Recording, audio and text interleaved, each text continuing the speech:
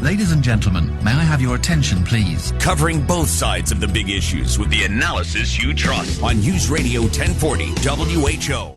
Mitt Romney has just announced he will not block a vote on the Supreme Court nominee. President Trump says he will announce a Supreme Court nominee this Saturday. Mitt Romney will not stand in his way. This is happening. We are moving toward a conservative nominee to the U.S. Supreme Court, and the Republicans working toward making that happen in advance of the election. And that has caused so much political stress among people. And, of course, our doctors are attempting to deal with that. Dr. Jason West returns to the Lamarca Law Group Newsmakers line to talk about this. Dr. West, welcome back to Iowa Radio. Good morning. Good morning, and guess what? It's no different from Iowa to Idaho. It's so funny that we get people ask me all the time where I'm from, and they'll say Idaho, and they'll say, wow, how's the corn there? I'm like, no, you're in the Midwest. Like, I'm potato country. Well, and then, of course, as you know, Dr. West, people, we say we're from Iowa, and they go, oh, potatoes. And we say, no, that's Idaho.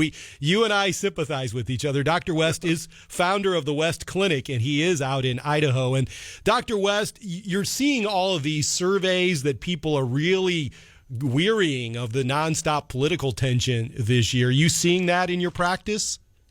Absolutely. And here's what's happening is we're in such a state of non-normalcy. You know, we're just in a state that no one's ever been before. And so anything that we add to it, whether it's the election stress, the Supreme Court stress, the environmental stress, the coronavirus stress, what's happening is people have a tendency to add it to their already full load, and it's making it so that they're not healthy. I mean, I had a patient yesterday, couldn't even function because she was so worried about everything that's happening. And she's saying, what do I take? And I'm like, I think you should take a break from social media. That's what I think you should do. Yeah, that's the thing, Dr. West. What I love talking to you about this, because when a patient comes to you like that, you're not going to laugh them off and just say, hey, get over it. You talk to them about how to relieve that stress. So give me some more tips about basically trying to get out from under the stress in this unusual year. Well, one of the first things that I tell the patients is, look, let's just be aware of some things. Aware that we're all addicted. You know, some people are addicted to sugar, some people are addicted to coffee, some people are addicted to chocolate or to alcohol, but some of us are addicted to the fear of missing out. We want to be connected all the time. We want to know the latest thing. We're always on our phone. And the thing that I tell people is, look, just make sure you can be aware, but don't incorporate that into your life and put some parameters around it. Recognize, yes, you can vote, but you can't do anything about what's happening in Washington, D.C. You can't do anything what's happening with the coronavirus outside of your personal influence. So work on that and don't allow the stress to decrease your immune system, increase your emotions, your anxiety, give you rebound depression. So aware of it, yes. Incorporate it, no. It's funny that you say that, Dr. West, because I always sum up one of the complaints I get about this show is, Jeff, you're just not mad enough. You're not angry enough. But I do think you have to have a sense of perspective. What's in your control, what's not in your control. Knowledge is power, but staying up at night, fretting over everything, Dr. West, that actually is hurting you physically, isn't it?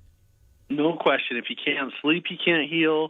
You are what you eat. One of the first things that I tell people is, look, it's so important for you to identify a stress outlet. And there's no right or wrong way to do this, but I tell people, look, whether it's playing a musical instrument, listening to music, taking a walk, exercise, gardening, yard work, prayer, meditation, journaling, whatever it is that for you that allows you to become grounded, you need to put that on your schedule and treat it like it's one of the most important appointments of the day. And so if you're scheduled from 7:30 to 8 o'clock every morning, you're exercising or walking, or from 7 to 7:30, you're listening to your favorite music or meditating.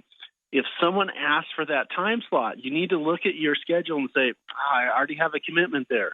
We need to move it to a different thing. I mean, we need to take time to unplug and be with ourselves. And if we do that, I've seen the most amazing thing happens. Rheumatoid arthritis go down, fibromyalgia dissipate, Epstein-Barr improve, because all of a sudden people are starting to treat the most important person in their life, which is them.